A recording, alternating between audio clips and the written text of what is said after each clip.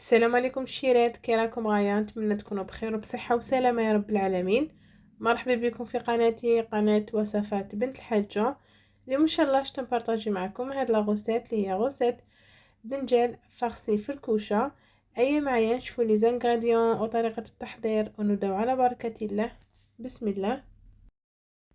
الوصفه تاع اليوم عندي زوج حبات تاع دنجال، غسلتهم نشفتهم قسمتهم على زوج، درتهم في البلا كيما راكم تشوفوا وشرحتهم كيما هكا بالخدمه. درت لهم شويه تاع زيت الزيتون، شويه تاع الملح وشويه تاع فلفل الكحل، وغادي نطيبهم غير من الفوق، نشعل عليهم غير من الفوق عفوا.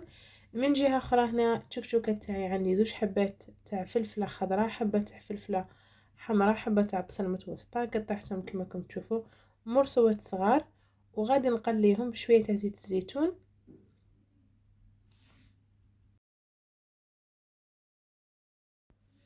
كي قليت الفلفله تاعي والبصل مليح، هنا غادي نزيد لهم حبه تاع طوماطيش متوسطه ربيتها، وغادي نزيد ثاني مغرف كبيره تاع طوماطيش تاع القوطي ولا طماطم مصبره، نقليهم مليح مليح.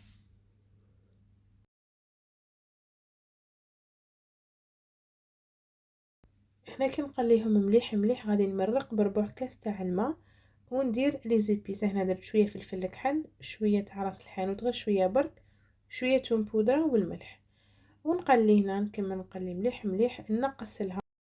من جهه اخرى هنا جبت الدنجال تاعي، كما تعرفوا الدنجال ما يطولش بزاف ويطيب، غادي نخويه كاع من داخل.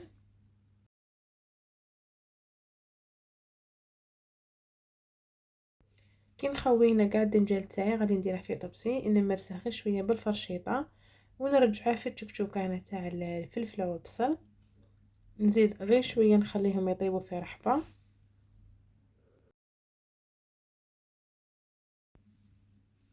هنا نزيد حبه تاع البيض، نخلط مليح ونطفي. هنا ما غاديش نخلي الحبه تاع البيض حتى طيب، ونفرغ هنا في زلافه. نزيد الفرماج رابي،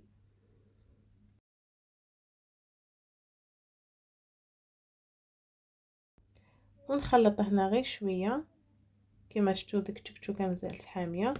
نجيب هنا الدنجال تاعي ونعمره من داخل.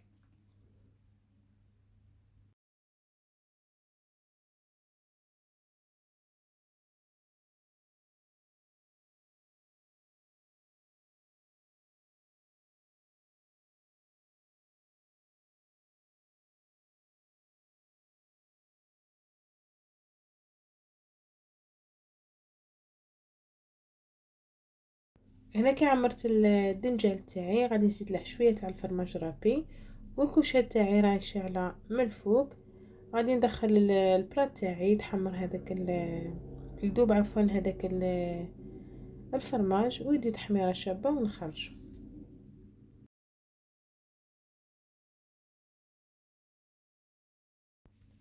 هنا بعد ما دار داك الفرماج وتحمر خرجت الدنجال تاعي ولا البلاط تاعي، زينته غير بشويه تاع فرماج هكا غير شويه كما راكم تشوفوا، وشويه تاع القزبر. فوالا. وهنا كان عندي شويه تاع الروز تانيك درتو معاه هنا باش نقسم معاكم الفكره. جا ما شاء الله واحد البنه الشيرات فريمون روعه روعه، شاهدكم في الجنه ومتوحمه تسمح لي. هنا كما راكم تشوفوا الدنجال كما نقولوا حنا هو بروحه اللحم، اللي تبغي دير في التشكشوكه الفيونداشي ولا البان ولا الدجاج ولا كل وحده دير كيما تبغي. فوالا. وهذه هي لاغوسيت تاع اليوم، نتمنى ان شاء الله تعجبكم ونتمنى تجربوها، ونتمنى نتلاقاكم الوصفه القادمه بخير وعلى خير. تهلاو لي في رواحكم بزاف بزاف، والسلام عليكم.